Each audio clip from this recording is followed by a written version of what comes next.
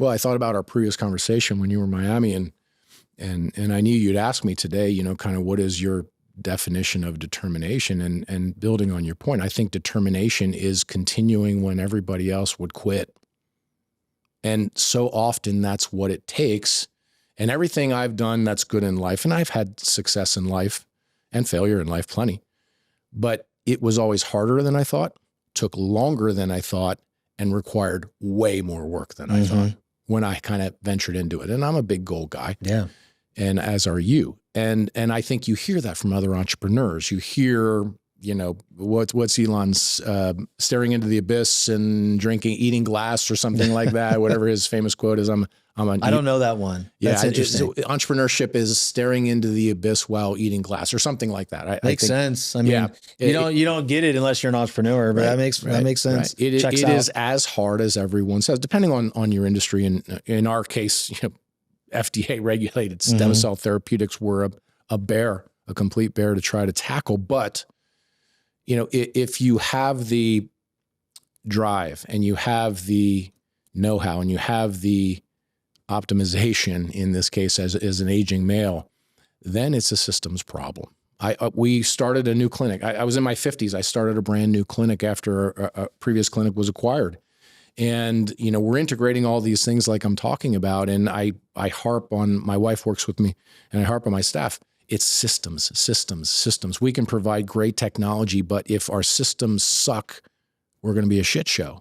Systems are everything when it comes to business and building businesses and scaling businesses. If you want to try to do that, if you don't have the systems, it's not going to happen. It's a wish, man. Health is the same way, right? Yeah. Health systems, strategy, determination, consistency, habit, all the things that are so cliched and we hear from everyone, but it's actually true. Well, they're cliche for a reason, right? Yeah. You talk about systems, whether it's your entrepreneurial journey, your marriage, your relationship with your kids, there's systems involved. Sure. And you have to be consistent within those systems. And if you fall off of those things, then progress is stalled. And I like to say you're either getting better or you're dying. Well, personally, when we fall off systems, what allows you to rebound? Habit. If you fall off, habit allows you to rebound. I was part of an entrepreneur group a number of years ago. Andy Frisella and Ed Milet started it. The Arte thing. I was in the very first class. Did you like that? I did 1 year of it in the very first class that they did, and it was fantastic. I couldn't maintain it just because I just got so busy. But anyway, there was lots of great things. But one of the things we did that I loved is everyone had to set a body goal in addition to their entrepreneurial and business goals.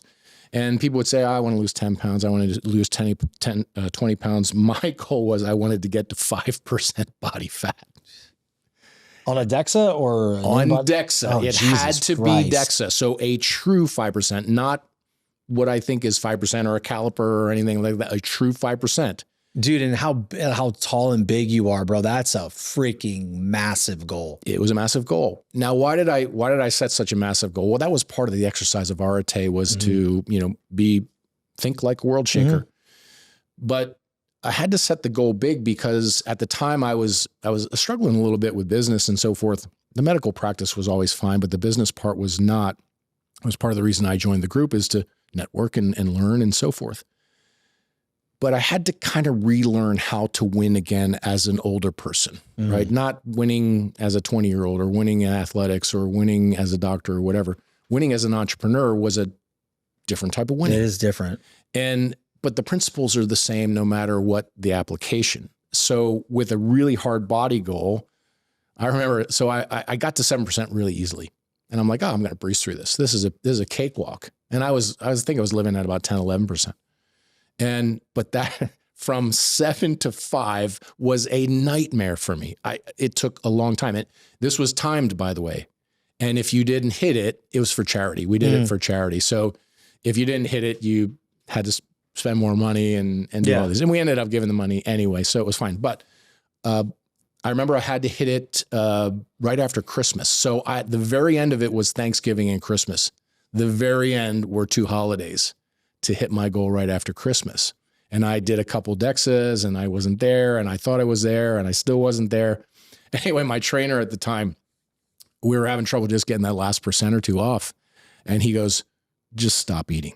I'm like, stop eating altogether, stop eating, just stop. I said, for how long? He's like, as long as it takes. Right. Because we're talking about, look, 5% is extreme, right? That's like, getting on stage. It's not normal and it's not healthy, by the way. Right. You can't live at 5. It was kind of crazy, yeah, but it was also a really tough goal to try to strive towards. So I literally stopped eating. I continued to train. How long did you stop eating for? It was, I think 5, 6, 7 days, something in that range. And then went for the DEXA, 5.4%. I hit it. And that was right before Christmas. Right before Christmas. That's wild.